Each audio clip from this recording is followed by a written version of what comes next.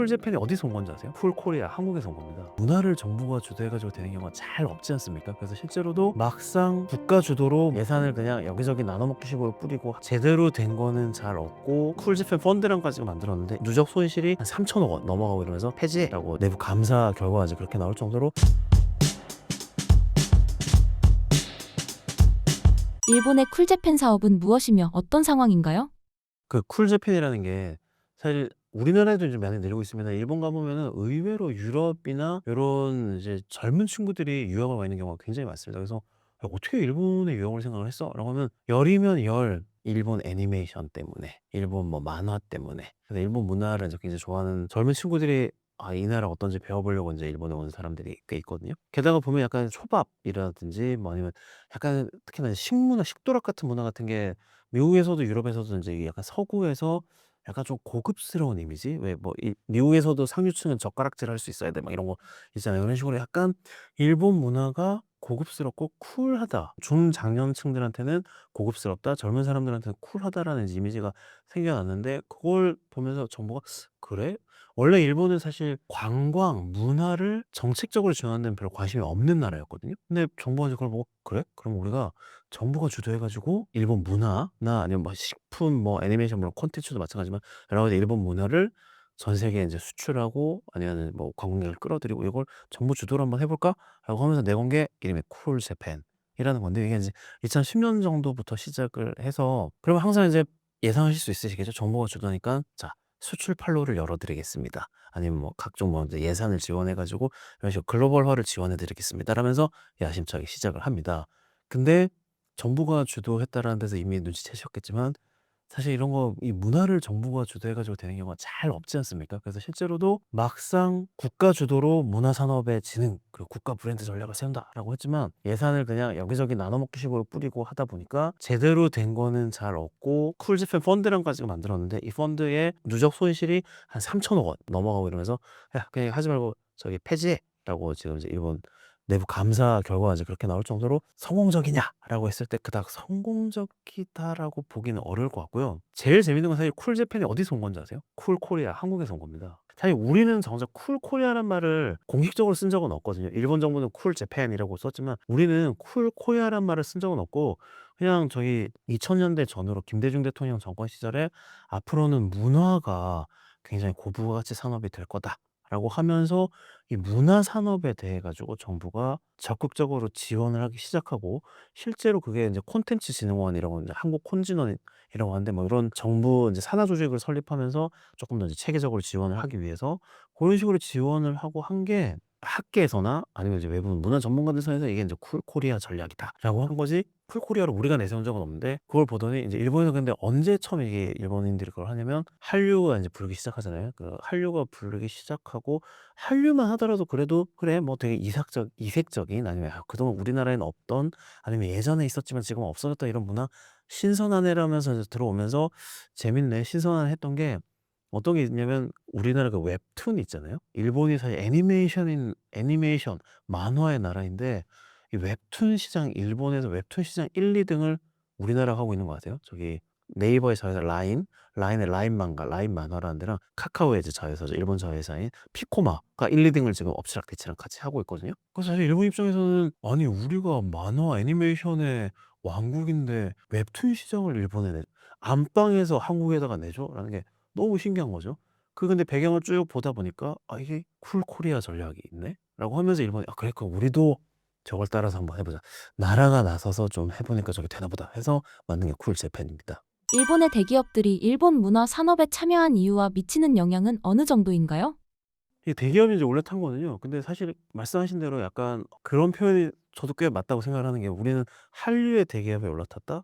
근데 이제 쿨 재팬 전략은 기본적으로 대기업이 이 문화 수출을 좀 이끌어가는, 예를 들어 가지고 인제 토요타 같은 경우는 자기네 모빌리티 개념을 쿨 재팬하고 이제 접목을 시켰던 거고, 시쉐이도 같은 인제 회사 같은 경우는 일본적인 화장품이지, 우리 지금 이제 K뷰티가 막 세계에 굉장히 합니다만 여기는 이제 J뷰티를 한번 꿈꿔봤던 거죠. 그런 식으로 이제 대기업이 인제 나서서 그 이미지를 인제 강화하고 뭐 수출 판로를 만들고 하는 근데 인제 그걸 했었습니다마는 기본적으로 근데 문화라는 게 그런 거 아닌가요? 이게 '이쪽으로 가자.'라고 해서 되는 게 아니라 문화라는 건 정말 자연스럽게 스며드는 거고 그 문화 소비자들이 어떻게 받아들여질지 이게 사실 예상하기 어려운 거잖아요. 아니면 이게 방향을 딱 정하는 순간 그게 뭐랄까 굳어버린다 그러나? 약간 이렇게 되다 보니까 과연 그러면 물론 이제 뭐 토요타 뭐 시쉐도 그 세계적인 일본 기업이 하다 보니까 '아 일본 문화 역시 고급스럽네.' 뭐 아니면 '쿨하네.' 이런 이미지를 구축하는 데는 성공을 했다는 평가를 받아요. 근데 실제로 그래서 그게 성과를 냈냐라고 했을 때는 막상 그런 아까 그 쿨즈팬 펀드도 말씀을 드렸습니다마는 그냥 여기저기 투자는 막 하고 지원은 했지만 그만큼의 성과 뭐 이미지도 어쨌든 돈을 주고 살 수 없다는 점에서는 성과를 냈다라고 볼 수 있겠습니다마는 그게 정말 가시적인 성과를 냈냐라고 했을 때는 저도 조금 약간 부정적인 이미지가 있고요. 반대로 이제 우리나라 같은 경우는 삼성이라든지 CJ 특히나 CJ 같은 경우가 인제 그 케이팝도 그렇고 아니면 이제 저기 K푸드라고 하는 게 K컬처를 세계에 이제 퍼뜨리는 근데 과연 이게 퍼뜨렸다라고 하기도 애매하고 그렇다고 해서 한류의 CJ가 올라탔다라고 되면 서로 어찌 보면 굉장히 저는 시너지를 잘 낸 케이스라고 이제 생각을 하는데요. 그래서 이쪽 같이 그러니까 서로 협업하거나 시너지를 내는 효과로 이제 이렇게 가다 보니까 뭐 최근에 이제 외국인들이 인제 한국에 와서 실제로 진짜 한국인이 먹는 그러니까 관광객들 가는 데가 아니라 인제 한국인이 먹는 인제 실제 그런 '로컬 푸드 체험을 해 보고 싶어.'라고 하면 고런 게 인제 자연스럽게 이어지는 게 아닐까라고 생각을 합니다. 현재 일본에서 케이팝 등 한국 산업의 크기는 어느 정도인가요? 이게 저도 인제 일본의 그 황신혜 교수님이라고 인제 이 한일 문화 전문을 굉장히 한일 문화 비교를 전문으로 하는 교수님이신데 이분께 여쭤봐도 그렇고요. 제가 일본 그 우리나라 정부기관에 여쭤봐도 그렇고 딱 얼마다라는 통계가 사실 굉장히 어렵더라고요. 이게 왜냐면 뭐 그러면 도대체 문화 아니면 케이팝 뭐 했을 때 문화 시장이라는 게 어디부터 어디까지를 정의하는 건 사실 굉장히 어렵잖아요. 근데 대략 아무튼 저희 맨날 통계를 쭉 뽑아 오고 그리고 최근에 그 파이낸셜 타임스가 2024 년에 안 그래도 이 일본에서 한국 문화가 먹혔던 이유를 한번 분석을 한 기사가 있습니다. 고런 걸 제가 그냥 쭉 토대로 한번 뽑아 봤는데요. 일본은 어쨌든 그 세계 최대 음악 시장 중에 하나잖아요. 뭐 미국 다음에 일본이라고 이제 흔히 하기 때문에 우리가 세계로 나가려면 반드시 일본 시장을 거치지 않고는 글로벌하게 나갈 수 없다라는 건 뭐 여러 뭐 지난 10 년, 20년 동안 계속 해왔던 얘기고요. 그럼 그 일본 시장이 어느 정도나 되느냐 봤을 때 대략 2023년 기준으로 일본 음악 시장은 한 70억 달러, 우리 돈으로 한 7조 원 정도 규모의 시장이라고 해요. 이 7조 원 정도 규모의 시장인데 일본은 아직 우리나라도 사실 마찬가지긴 한데 한 80-90%가 여전히 인제 일본 음악가 중심의 나머지 그 외국인 음악가들의 외국인 아티스트의 비중은 한 20-30% 정도밖에 차지를 안 하고 있다라고 하는데 근데 그중에서 그 외국인 목 20-30% 중에 한 한국의 이제 케이팝이 차지하는 게 한 7% 정도 차지를 하고 있다라고 분석이 되고 있습니다. 근데 이 골드만삭스는 이 비중이 한 2026 년까지는 2배 그러니까 일본 시장 일본 전체 음악 시장의 한 14% 까지는 케이팝이 인제 차지하지 않을까 분석이 되고 있고요. 실제로 이제 2023년 그 일본에서 그 미국의 빌보드 차트가 있다면 일본은 오리콘 차트가 있잖아요. 이 오리콘 차트 상위 100개 앨범 중에 41 개가 케이팝 앨범이라고 인제 할 정도로 모두가 다 아시는 사실이잖아요. 지금 이제 일본에서 한국 문화가 굉장히 뜨고 있는 거는 너무 이제 당연한데 이걸 통계로 딱 보여드리기가 굉장히 좀 애매한 면이 있습니다만 방금 말씀드린 대로 어쨌든 일본인 음악가 중심인 일본 음악 시장에서도 우리 시장 우리나라 케이팝의 한 7% 정도 게다가 뭐 조만간 한 14% 2배 정도 성장할 거라는 부분 일본은 이제 오리콘 차트 일본의 대표 음악 차트에서도 거의 한 100대 중에 41 개가 케이팝이라는 부분 요런 부분을 이제 통계를 좀 보시면 아실 수 있지 않을까 하고요. 그다음에 또 이제 일본에서 공연으로 최고봉에 오르는 게 뭐 여기저기 있지 않습니까? 뭐 오페라라면은 이탈리아의 뭐 라스칼라 무대에서 보던 이런 게 있다면 일본에서는 그 돔 투어 그랜드 슬램이라는 게 있습니다. 이게 뭐냐면 이제 사실은 보통 야구장인데요. 일본에도 동구장들이 많잖아요. 도쿄에는 이제 도쿄돔이 있고요. 저 오사카에는 교세라 돔이 있고 나고야 돔도 있고 후쿠오카 돔도 있고 삿포로에도 있고 일본 전역에 약 이게 5개 큰 이제 돔구장이 있는데 여기에서 전부 다 공연을 하는 거를 돔 투어 그랜드 슬램이라고 하는데 아무한테나 주어지는 영광이 아니라 진짜 최고 중에 최고만이 이거를 인제 할 수 있는 돔 투어 그랜드 슬램을 할 수 있는데 우리나라 그룹들이 여기서 돔 투어 그랜드 슬램을 한 곳들이 꽤 있습니다. 동방신기, 빅뱅, BTS 등등등. 이게 예전 같으면 일본에서 그 누구에게도 허락하지 않던 돔 투어 그랜드 슬램을 우리나라 음악 그 아이돌이나 인제 음악가들이 하고 있다는 것만 봐도 일본에서 인제 케이팝 아니면 이제 한류의 어떤 그런 위상 같은 거를 체감할 수 있는 통계가 아닐까 생각을 합니다. 일본에서 한국 문화의 확산은 어디까지 영향을 미치고 있다고 보시나요? 사실 일본에서도 근데 요즘에 걱정을 많이 합니다. 제가 2년 전에 인제 그 일본과 한국 드라마 작가 감독이 같이 모여 가지고 하는 이제 컨퍼런스에 이제 취재를 간 적이 있는데요, 일본에서. 그때도 인제 일본 작가님들이나 인제 그 무대는 기본적으로 이거였어요. 이제 일본이 한국을 어떻게 배워야 하는가. 일본 드라마가 원래는 참 일본 드라마 굉장히 우수하고 일본 영화 굉장히 우수했었는데 요새는 완전 굉장히 분위기가 역전이 됐지 않습니까? 그게 인제 '왜 원인이 이렇게 됐나? 그럼 일본 드라마가 다시 부흥하려면 한국에서 어떤 걸 배워야 되나?'라는 자리였는데 그 자리에서 제가 이제 유명한 작가님들 그 혹시 아시는지 모르겠는데 저 일본에 "도망치는 것은 부끄럽지만 도움이 된다. 니게 하지."라고 하는데요. 그 드라마 작가님이나 아니면 저희 도쿄타워라는 영화 감독님을 제가 인터뷰를 한 적이 있는데 그분들께서 "아 일본 한국 정말 잘한다." 근데 공통적으로 걱정하시는 게 "근데 요새 너무 이제 똑같은 비슷비슷한" 사실 우리한테는 이미 뭐 10년 된 얘기잖아요. 이미 계속 비슷비슷한 소재 계속 똑같은 거를 인제 재탕 삼탕 하다 보니까 좀 식상해지는 감이 없지 않아서 한국도 요걸 다시 좀 더 개발하는 데 노력하지 않으면 "홍콩 영화 같이 될 가능성이 있다."라고 지적을 하시더라고요. 아마 이 말씀을 들으시는 한국 분들도 다 그 공감을 하실 거예요. 왜냐면 진짜 보면 다 거기서 거기인 드라마 거기서 거기인 아이돌이 사실 많은 거는 굉장히 사실이잖아요. 한 번 더 진짜 퀀텀 점프 아니면 진짜 새로운 걸 하지 않으면 제가 어렸을 때 진짜 그 외화의 전부는 그냥 홍콩 영화였던 시절이 있는데 그 홍콩 영화가 어느 순간 갑자기 하늘을 가버린 것처럼 우리도 인제 '그렇게 되기 쉽다.'라는 점은 그건 분명하고요. 근데 반대로 "일본의 우리 문화가 얼마나 확산될 거냐?"라고 인제 질문을 하셨는데 재밌는 현상이 하나 있습니다. 뭐냐면 일본이 보면은 한류 부의 뭐 1차 붐, 2차 붐, 3차 붐 이런 얘기를 하거든요.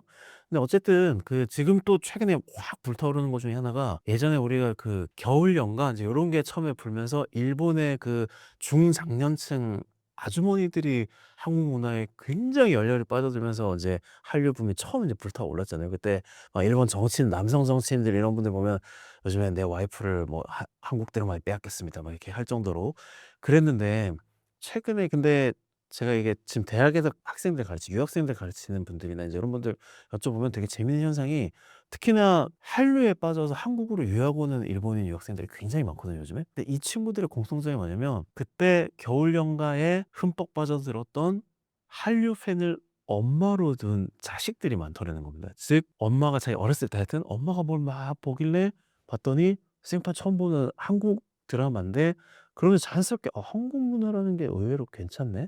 우리 엄마가 좋아할 정도로 되게 하는 거네.'라고 하다가 갑자기 자기 세대에 들어서는 뭐 동방신기, 빅뱅, BTS부터 아니면 뭐 요리 등등등 하면서 자연스럽게 흡수를 한 세대가 지금의 이 세대라는 거거든요.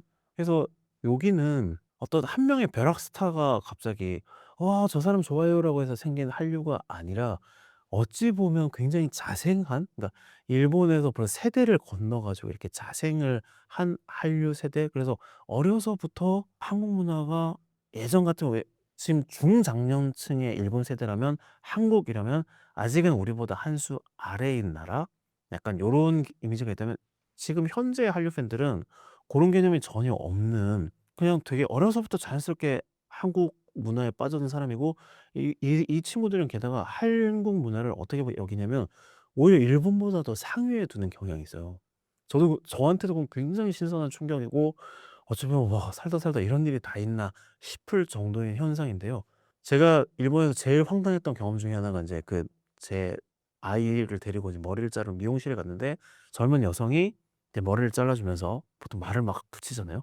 제가 한국인인 걸 알고는 제가 일본 드라마를 막 제가 요즘 한국 드라마에 너무 좋아 가지고 빠져 있는데 되게 신기한 게 한국말하고 일본말하고 똑같은 단어가 너무 많아요. 무리 막 이런 단어들 뭐 아니면 분류, 구분 다 발음이 거의 다 같거든요. 그거 되게 신기했습니다 하길래 이제 저는 국문과를 나왔으니까 "그게 저기 식민지 경험 때문에 그런 건데요."라고 했더니 이 이제 젊은 여자 미용사 그 헤어 디자이너가 쪼끔 고민을 하다가 "근데 누가 누구의 식민지였어요?" 이러더라고요. 그 정도로 원래 역사에 무지한 면도 없잖아 있지만 이 젊은 세대들한테는 한국이라는 나라가 굉장히 오히려 위인 나라라 가지고 일본이 한국을 식민지배했다라는 게 '엥?' 할 정도로 굉장히 이게 그게 다른 거예요. 아니면은 제가 또 처음 일본에 갔을 때는 지금 느끼는 게 거리에서 한국말을 썼을 때 약간 그 주변의 반응이 뭐랄까 이제 한국말을 쓰는 게 약간 왜 옛날 영국 귀족 사회에서 불어 쓰면은 오히려 좀 고급스러워 보이는 이런 느낌처럼 한국말을 쓰면은 되게 이렇게 좀 고급스러워 보이는? 아니면 저희 애들이 가끔 이제 방학 때 한국에 와서 머리를 자르고 가면 저희 아이들 어린이집에 인제 그 일본 어머니들이 "아 역시 한국의 헤어스타일 한국에서 역시 하니까 다르네요."라고 한다라거나 아니면 저희 굉장히 인상 깊었던 게 이제 아오모리 굉장히 시골인데요. 1 시간 정도 인제 거기 시골 기차를 저희 가족이 타고 가는데 마침 그 학교 마칠 시간이라서 한 칸짜리 기차 있잖아요. 일본의 한 칸짜리 기차 안에 일본의 인제 여고생들이 꽤 많이 탔었어요. 근데 저희 애들이 한국말을 하기 시작하니까 어느 순간부터 느껴지는 시선. 여학생 한 명이 계속 저희를 보고 있는데 이게 적대적인 시선이 아니라 말을 걸고 싶어서 너무 인제 그 하는 게 뭐냐면 이 친구도 인제 한류 팬인데 너무 시골이다 보니까 한국 사람을 처음 본 거죠. 내가 한국 사람한테 말을 한번 걸어보고 싶은데 일본인 특유의 이제 조심성 때문에 막 주저주저 하다가 여기 내리기 직전에 저희 애들한테 "니네 한국에서 왔니?" 뭐 한국말로 "안녕하세요." 하면서 먹을 거 주고 가고 막 인제 이런 식으로 위상 자체가 굉장히 달라져 있고 굉장히 뿌리를 내려 있기 때문에 우리가 쪼금만 진짜 관리를 잘 해 주면은 다시 이 세대들의 다음 세대까지도 한국 문화에 대해서 굉장히 '한국 문화가 굉장히 우수하다. 아니면 고급스럽다. 쿨하다.'라는 이미지를 가져가는 건 진짜 우리의 진짜 과제가 아닐까 생각을 합니다. 일본은 왜 한국에 비해 대학 진학률과 입시 열기가 낮을까요? 근데 일본 지금 현재 진학률이 한 56% 60% 정도밖에 안 되거든요. 그나마 많이 올라간 겁니다. 2001 년에는 한 40% 정도밖에 안 됐던 게 인제 대학이 많이 늘어나면서 이제 대학에 진학하는 학생들도 꽤 늘어난 거지만 대략 봤을 때 절반 쪼끔 정도밖에 안 되는 거잖아요. 우리나라는 뭐 거의 요즘에 이제 사실 오히려 정원을 이제 미달할 정도로 모두가 다 이제 대학을 가는 시대인데 일본은 여전히 한 절반? 그러니까 나머지 절반은 뭐 이게 근데 또 보면 이제 절반이 입시를 하다가 떨어져서 못 간 게 아니라 애시당초 시작부터 입시를 안 하는 비율인 겁니다. 그러니까 당연히 모두가 입시를 준비를 했다가 60%만 50% 60%만 간다 이러면 어쨌든 입시 열기가 세다고 할 수 있겠습니다만 그게 아니라 애시당초 중학교 고등학교 갈 때부터 애시 한 절반 정도는 나는 대학 갈 생각 없어."라고 시작을 하다 보니까 입시 열기가 셀 수가 없는 거죠. 일본이 이렇게 대학에 대한 진학률, 입시에 목을 매지 않는 이유 뭐 굉장히 다양한 분석들이 있는데 일단 제일 첫 번째로 얘기하는 게 그냥 가업을 잇는 문화라는 거 있지 않습니까? 뭐 많이 들어보셨겠습니다. 일본에는 세계에서 제일 오래된 기업도 지금 일본에 있고요. 지금 700몇 년에 인제 설립한 거의 한 1,300년 넘은 기업이죠. 뭐 어디 세계에서 100년 넘은 기업이 제일 많은 나라가 일본. 그 비결은 계속 몇 대손 몇 대, 몇 대, 몇 대 이렇게 이어받는 건데 그 가업을 물려받다 보니까는 여기서 "너 뭐 어차피 우리 아버지 쌀집, 우리 아버지 생선가게 물려받을 건데 뭐하러 굳이 대학을 가?" 이제 이런 게 있고. 근데 요즘에는 좀 이제 트렌드가 바뀌어서 오히려 부모 세대가 "그래 네가 우리 집 생선가게 물려받더라도 대학까지는 그래도 다 교육도 받고 해외도 한번 나가 보고 이렇게 다른 사람 쭉 보고 나서도 그리고 나서 이제 물려받아라." 근데 또 이 희한한 게 또 일본 그 젊은이들도 그렇게 일본에서 이제 화제되는 경우가 많거든요. 굉장히 명문 대학을 나오고 심지어 해외 유학까지 갔다 왔는데 고향의 생선 가게를 물려받아서 생선 손질을 하는 뭐 이런 흔하게 나오는 사례인데 그런 식으로 이제 어떤 이 가업을 물려받는 비율이 이제 높다는 부분. 그다음에 또 하나가 입시 경쟁 구도가 쪼끔 다른 게 우리나라는 그냥 오직 서울대, 초등학교에 들어가는 순간부터 서울대 아니면 연고대 저희 이렇게 상위 몇 개 대학을 인제 놓고 모든 학생들이 그냥 초등학교 들어가는 순간부터 모든 학생들이 그 몇 개 안 되는 이제 상위권 대학을 놓고 이제 경쟁을 하잖아요. 일본은 근데 쪼금 전에 말씀드린 대로 애시당초 절반 정도는 '나는 대학 안 가고 중학교 고등학교는 왜 부활동, 야구부, 뭐 농구부, 궁도부 요런 거에 내 청춘을 불사르고 고등학교 졸업하면서부터는 생업전선에 뛰어들래.'라는 애시당초 절반 정도가 인제 이미 빠져나가 있는 데다가 이 나머지 절반도 모두가 같은 학교를 향해 가지고 경쟁을 하는 게 아니라 일본이 보면 재밌는 게 인제 미국 아이비리그도 그렇습니다만 일본이 기본적으로 "일본 최고 명문 대학 하면 어딜까요?" 하면은 우리는 그냥 뭐 고민할 거 없이 서울대지만 일본은 도쿄대와 교토대가 양대 산맥을 이루잖아요. 게다가 또 각 지역의 국립대들이 굉장히 세서 그분들은 또 거기가 자기가 다 최고라고 하거든요. 지금 우리나라는 이과 쪽에 의대가 그런 현상이 있다라고 하는데 기본적으로 그러니까 각 지방 국립대들도 가장 좋은 학교들 그래서 국립대들이 일단 가장 높은 학교를 형성을 하고 그리고 이제 와세다대, 개요대 소위 말하는 상명문 학교들은 또 다른 리그 그러니까 리그가 아예 전혀 다른 거죠. 국립대학들은 우리로 치면 아예 시험 과목도 다릅니다. 국립대학들은 우리로 치면 이제 학력 테스트라고 우리로 치면 수능을 봐 가지고 시험을 이제 그 성적이 좋은 순으로 가는 거라면은 사립대들은 수능 안 보고도 갈 수 있어요. 사립대 각각의 우리 학교 학풍에 맞는 학생을 뽑는다라는 목적 하에 그 학교 본고사만 쳐도 가기 때문에 입시 시스템 자체가 전혀 달라져 있고요. 그다음에 또 하나가 꼭 명문대가 아니더라도 자기 지역에 대한 학교를 또 가려는 수요가 존재합니다. 이게 일본에서도 정책적으로 인제 굉장히 그 권장을 하는 건데, 왜냐면 우리 같은 경우도 수도권 집중도가 너무 심하잖아요. 다들 지방에 있는 학생들도 서울에 있는 대학을 오고 서울로 취업을 하려다 보니까는 이 수도권 집중이 심해지는데, 일본 같은 경우는 그래서 인제 그 지역 진학률이라고 해 가지고 이 지역 중학교, 고등학교 나온 친구들이 그 지역 대학을 가는 비율을 이제 이렇게 각 그 도도 부현 일본 광역자치단체별로 경쟁을 시켜요. 그러니까 실제로 보면은 이제 그 아이치현이라고 나고야시가 있는 아이치현이 이제 도요타 그 자동차 그룹의 이제 본사가 있는 데인데, 여기 같은 경우에는 아이치현 학생들은 공부 잘해도 도쿄 대학을 가는 게 아니고 70%는 다 아이치현에 있는 대학을 가고, 네, 홋카이도 같은 경우도 한 65% 정도는 다 홋카이도에 있는 대학을 가고 하는 식으로 지역 진학률이 인제 굉장히 높다라는 부분. 그러니까 모두가 저 한 곳을 향해서 가다 보면 당연히 경쟁이 치열해질 수밖에 없는데, 모두가 아니라 한 절반 정도만이 대학을 진학을 목표로 하는데, 그 목표도 하나가 있는 게 아니라 여러 개가 분산이 돼 있다 보니깐 당연히 우리보다 입시에 덜 목을 맬 수밖에 없는 거죠.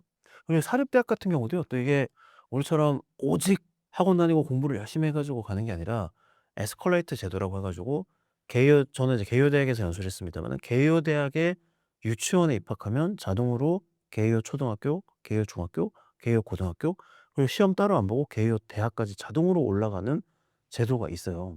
요게 각 정원의 한 10% 정도 되거든요. 우리나라 같으면은 뭐 평등 막 이런 것 때문에 말도 안 된다고 할 텐데, 일본에서 그냥 자연스럽게 초등학교부터 아니면 유치원부터 그 대학의 계열의 학교에 진학을 하면 자동으로 이렇게 지나가는 시스템이 있다 보니까, 또 요런 부분도 어쨌든 정원의 10% 정도긴 하지만 모두가 똑같이 한 곳을 향해 하는 게 아니라 또 일부 또 그 사이사이 또 걸러지는 거죠. 그렇게 대입 경쟁에 안 나서는 학생들이 있는 부분. 그런 게 그 일본의 이제 대학 진학률도 기본적으로 낮고 그렇게 경쟁이 이제 치열하지 않다라고 이제 보는 이유인데요. 그리고 이제 사실 가장 큰 이유는, 그러면 이제 일본인들은 왜 대입에 목을 안 맬까요? 반대로 생각을 해 보면요. 우리나라가 왜 대입에 이렇게 목을 맬까요? 왜 이렇게 다들 의대, 가장 우수한 학생 의대에 보내려고 할까요? 그게 너무 뻔하잖아요. 가성비가 좋아서. 즉 돈 잘 버니까. 서울대 공대를 나와서 삼성전자의 반도체 연구소를 들어가도, 박사를 따고 반도체 연구소를 들어가도 연봉이 몇 천만 원 수준이라면, 근데 의대를 나오면 뭐 연봉이 한 2-3억. 그렇게 하다 보니까 가성비가 나오니깐 어려서부터 사교육을 하고 대학에 그렇게 목을 매서 가면 그만큼 소위 말하는 뽕을 뽑아낼 수 있으니까는 우리가 경쟁을 하는 거잖아요. 일본이 반대로 우리처럼 이 대학에 대입에 목을 안 매는 이유는 가성비가 안 나오기 때문에 그렇습니다. 그렇게까지 하지 않아도 먹고 사는데 지장이 없기도 하고, 그렇게까지 해서 더 벌어 봐야 그렇게까지 안 한 사람하고 차이가 크지 않기 때문에, 가성비가 나오지 않기 때문에 대입에 목을 매지 않는다라고 이제 설명을 드릴 수 있을 것 같은데요. 단적으로 이제 그 가성비를 이제 따져보면 되는 거잖아요. 우리나라는 좀 전에 이제 의대 나왔을 때 연봉이 제일 세니까 인제 그렇게 말씀을 드렸는데, 일본 같은 경우도 인제 그 문부과학성으로 치면은 교육부인 거죠. 우리나라 교육부 같은 데가 조사를 한 적이 있는데요. 자, 그러면 이제 애 하나 키우는데 얼마가 들까? 유치원부터 대학까지 전부 국공립으로 보내면 한 1,078만 엔. 우리 돈으로 한 1억 원 정도가 들더랍니다. 유치원부터 대학 졸업시키는 데까지. 이건 국공립일 때 얘기고요. 반대로 이제 사립학교들이 이제 일본은 많으니까 사립학교는 훨씬 비싸겠죠. 유치원부터 대학까지 사립학교로 보내면 2,533만 엔, 한 2억 5천만 원 정도 들더라고요. 어쨌든 국공립보다는 2.5배 비싼 거죠. 어쨌든 일본에서 애를, 물론 학원비를 다 뺀 거죠. 어쨌든 그 이제 유치원부터 대학까지 졸업을 시키는데 1억에서 2억 5천만 원 정도가 들더라. 자, 그러면은 요렇게 해 가지고 진짜 대학을 인제 보냈다라고 하면은 훨씬 더 가성비가 좋냐? 그거는 그렇지가 않은 게요. 제가 일본 또 인제 정부기관에서, 정부 인제 연구소에서 그 조사를 했는데, 대학이나 대학원을 졸업한 사람이 풀타임 정규직 풀타임 직원을 해서 정년인 60살까지 벌어들이는 수입을 조사를 했더니 2억 7천만 원 정도, 즉 한 27억 원 정도를 벌더랍니다. 대학이나 대학원을 졸업했을 때요. 그럼 고졸은 얼마를 벌까? 한 2억 1천만 원, 21억 원 정도를 벌고요. 그리고 중졸은 1억 9,930만 원, 20억 정도를 번다는 거죠.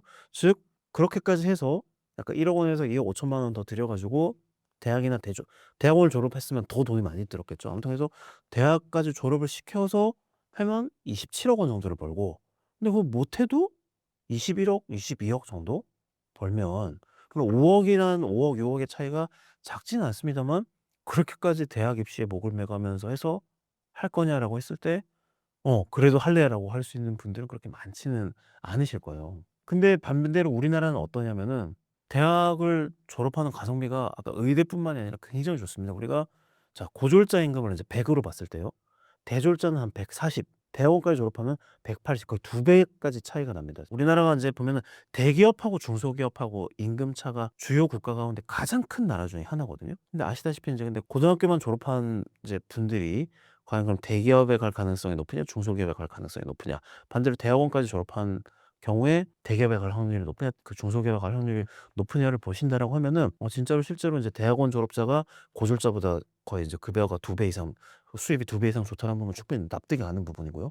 이 부분만 보더라도 벌써 인제 그 가성비가 인제 있는 거잖아요. 또 하나 그러면 거기 중에서 또 그리고 또 대학까지 가는 데는 사교육비가 또 엄청나게 들잖아요. 우리나라 매년 교육부에서 우리나라 사교육비 조사를 하는데 일단 2022년 기준으로 보면은 한 26조 원 정도였습니다. 이게 어느 정도 되는 거냐면은 아이슬란드 유럽의 아이슬란드 나라의 GDP와 맞먹는 돈을 우리는 사교육비로 때려 넣어서 모든 학생들을 의대든 아니면 스카이 대학에 진학시키기 위해서 하는 게 계속 말씀드리지만 가성비가 나오기 때문입니다. 왜냐면 또 우리나라 조사에서요. 한국 노동 패널이라는 데서 조사를 했는데 서울대 등 16개 상위권 대학 졸업자가 이하 하위권 대학 졸업자보다 돈을 얼마나 많이 버냐를 조사를 했는데 일단 25 살, 29 살까지 초년병 시절부터 이미 25% 격차가 나고요. 이게 점점점점 이제 나이가 올라갈수록 그냥 벌어지는 게 40살 넘어가니까 격차가 한 50% 벌어지더라는 겁니다. 상위 16개 대학 나온 학생이 하위권 대학 나온 학생보다 40 살쯤 되면은 인제 급여가 벌써 50% 까지 벌어지니까 우리는 입시에 목을 매지 않을 수가 없는 거죠. 사실 우리가 다들 "미쳤다, 미쳤다." 하지만은 이렇게 미쳐 가지고 하는 이유가 그만큼 가성비가 나오기 때문에 하는 거고요. 일본은 우리 기준에서는 '아니 어떻게 자식 새끼를 교육을 안 시키고 대학 안 보내려고 그래? 왜 물려받게 하려고 해?'라고 하지만 거기는 그렇게 할 이유가 전혀 없는 가성비가 안 나니까 그렇게 안 하는 거죠. 명문대 진학률이 낮다면 명문대는 어떻게 유지가 되나요? 그러니까 방금 말씀드린 대로 일본인이 대입에 목을 안 맨다는 거지 일본의 입시 경쟁이 없다는 얘기는 아닌 거거든요. 당연히 일본 최고 명문대인 도쿄대, 교토대는 여기를 가기 위해서 굉장히 치열하게 경쟁을 하고요. 그래서 일본 최고의 수재들이 모이는 것도 분명한 사실이고요. 근데 제가 말씀드린 부분은 우리나라처럼 초등학교 입학과 동시에 초등학교 1 학년생 전부가 다 서울대를 또는 의대를 목표로 경쟁을 하는 게 아니라 애시당초 일본은 미리 절반은 걸러지고 그 안에서도 또 '아니 나는 뭐 도쿄대까지 안 가고 나 우리 동네 명문대 갈래.' 그런 학생이 또 갈라지고 하면서 그 사이에서 인제 도쿄대를 가는 학생도 있고 교토대를 가는 학생도 있고 그들은 치열하게 경쟁을 하겠죠. 치열하게 경쟁을 하지만 계속 말씀드리지만 모든 학생이 목표 하나를 놓고 경쟁하는 사회랑 이미 애시당초 절반이 걸러진 상태에서 여러 개의 목표를 놓고 나머지 절반이 경쟁하는 사회는 그 경쟁 강도가 다를 수밖에 없지 않느냐라는 걸 말씀을 드리는 거입니다. 일본의 저출산과 대학 진학률은 관련이 없나요? 한국은 앞으로 일본과 같아질까요? 제가 그 우리나라의 또 인제 그 저출생 대책을 담당하는 저출산 고령 사회위원회도 제가 담당을 하는데요. 우리나라의 출산율이 낮은 이유는 사실은 일본도 한국도 둘 다 출산율이 낮은 이유는 하나거든요. 그래서 가장 큰 거는 뭐냐면 경쟁 강도가 너무 세서입니다. 경쟁 강도가 너무 세다 보니까 내가 지금 먹고 살기도 하루하루 버티기도 힘들어 죽겠는데 이 와중에 결혼을 하고 거기다 애를 낳아? 게다가 그 애한테 내가 지금 겪고 있는 이 경쟁의 스트레스를 물려줘? 나는 그렇게는 못하겠어. 하고 싶지도 않고 할 수도 없는 상황인 거는 다 똑같은데요. 그러면 이제 그랬을 때 어떤 게 요인이냐 봤을 때 우리나라는 교육열 때문에 대입에 목을 매기 때문에 출산율이 낮다라고 말을 할 수가 있습니다. 왜냐면 우리나라 이제 지금 특히나 젊은 세대들이 서울에 집 사기를 사실 포기할 수밖에 없을 정도로 집값이 너무 뛰어버렸잖아요. 근데 우리나라 집값이 높은 곳 뭐 소위 말해 강남 상구를 보시면요. 강남 상구는 왜 집값이 높을까요? 여러 가지 요인 중에 하나가 근데 있지만 그중에 가장 큰 것 중에 하나로 학군이잖아요.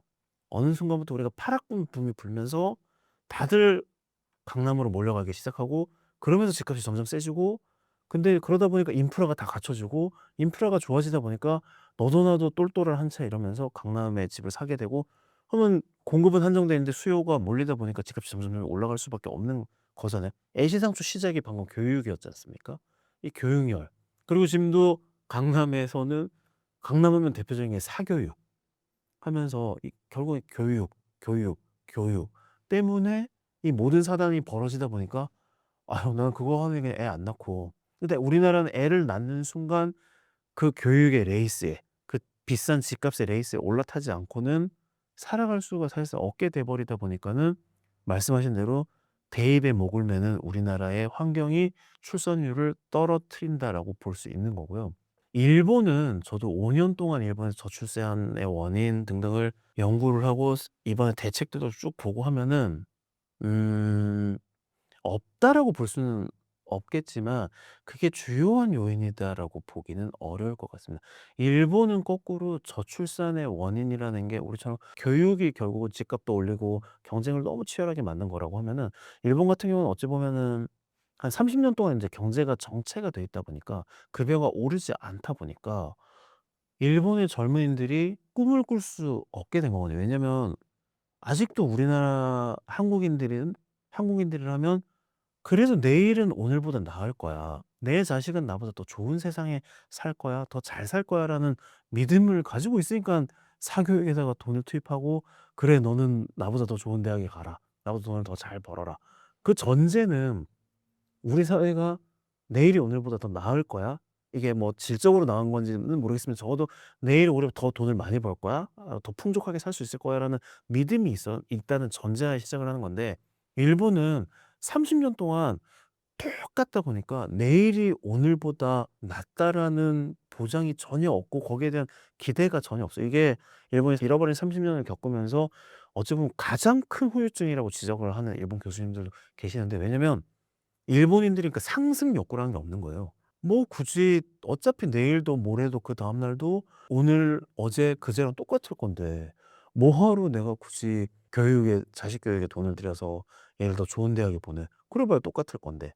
라고 하다 보니깐 교육열은 없는 건데 대신에 그렇게 급여가 30년 동안 똑같다 보니까 한편으로는 더 풍족해지지가 않는 거잖아요. 풍족해지지가 않다 보니까 '난 내 미래를 위해서 배우자를 맞이하고 내 자식을 낳아서 그에게 투자를 하겠다.'라는 이제 개념이 없어져서 결국은 이게 경제적인 요인 때문에 출산율이 이제 떨어지는 거지 우리처럼 그 교육의 경쟁 강도, 어떤 집값 문제 이런 부분은 아닌 거거든요. 그래서 우리나라는 진짜로 대입의 목을 매는 환경 때문에 저출산이 가속화됐다라는 부분이 굉장히 크다라고 제가 말씀을 드릴 수 있다라면 일본은 출산율이 낮은 게 이 교육열, 대입에 대한 어떤 치열한 경쟁 때문이다라고 말씀드리기는 어려울 것 같아요.